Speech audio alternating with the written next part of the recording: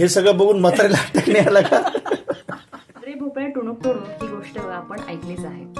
ही गोष्ट मी राघवला सांगितली आणि त्यानंतर राघवने मला जी गोष्ट सांगितली ती आता आपण पाहू. असं भोपळ्यामध्ये असते.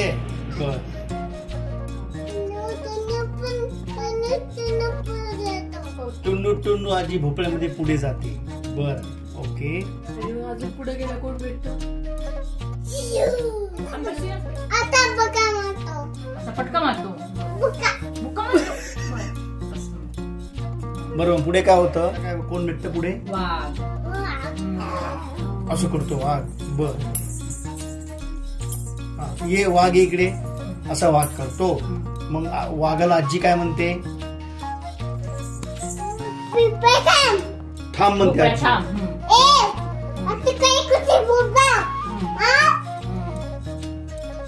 असं आजी रागवते. नाही, वाघ रागवतो ना, भोपळ्याला रागवतो. थांब म्हणतो आणि थांब असं म्हणते. बर, ए थांब. आणि काय म्हणतो वाघ? काय म्हणतो? बुक्का मारतो. आणि भोपळ्याला काय म्हणतो? फटका मारतो. आणि काय म्हणतो? आजी मग पुढे कशी जाते भोपळ्यामध्ये? चल रे भोपळ्या. आजी अशी टुनूक टुनूक जाते. वाघ झाला, सिंह झाला. आता कोण भेटतं पुढे? जिराफ भेटतो.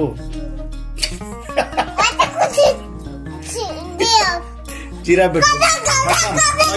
मागे आता जिराफ आजीला काय होतं? जिराफ आणि आजीचं संभाषण सांग मला. काय होतं?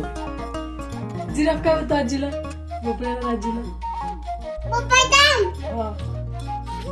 असं जिराफ म्हणतो भोपळा थांब. पण जिराफ खाली बघून म्हणतो. जिराफ उंच असतो ना, मग खाली बघून म्हणतो ए भोपळा थांब, असं खाली बघून म्हणतो. मोठा असतो जिराफ. मग जिराफ मोठा असतो तर जिराफ काय म्हणतो आजीला खाली बघून? भोपळा छोटा असतो. कोण मोठा असतो? कोण मोठा असतं? जिराफ. मग तो भोपळ्याला काय म्हणतो? मोठा असतो. बरं, मग काय म्हणतो तो?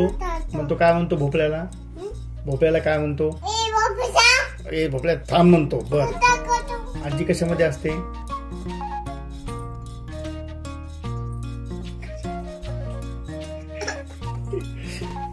आजी कशामध्ये असते रे?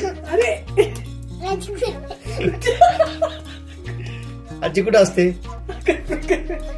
पण मला एक गोष्ट सांग राघव.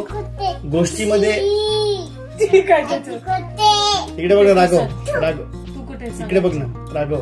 गोष्टी सांगताना तुला आईने वाघ, कोल्हा, सिंह सांगितला होता. जिराफ कुठून आला? जिराफ कुठून आला? त्याला बोलतो जिराफ कुठून आला? जिराफ हा माणसांना खातो का? नाही. वाघ खातो, सिंह खातो, कोल्हा खातो, जिराफ नाही खात. जिराफ आजीला का त्रास देईन? जिराफ गेला. मग आता पुढे कोण येतं? पुढे असं कोण पडतं? असं कोण पडतं? हनुमान पडतो. असा हनुमान कुठून आला?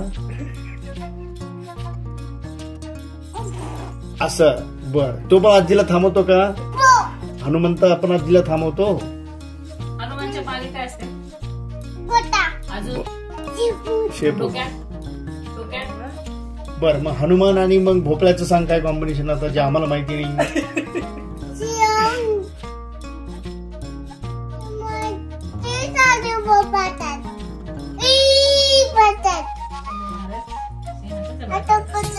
शंभू महाराज सिंहाचा जबडा फाडतात.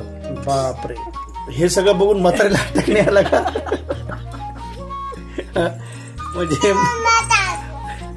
म्हातारी भोपळ्यामध्ये असं करत नरसिंगी करतात. बर, असं तलवार. बर, तलवार मारतात. बर,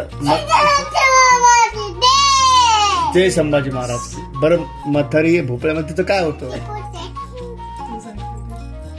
तू आता हातामध्ये आजीला पोली पाठीमागे.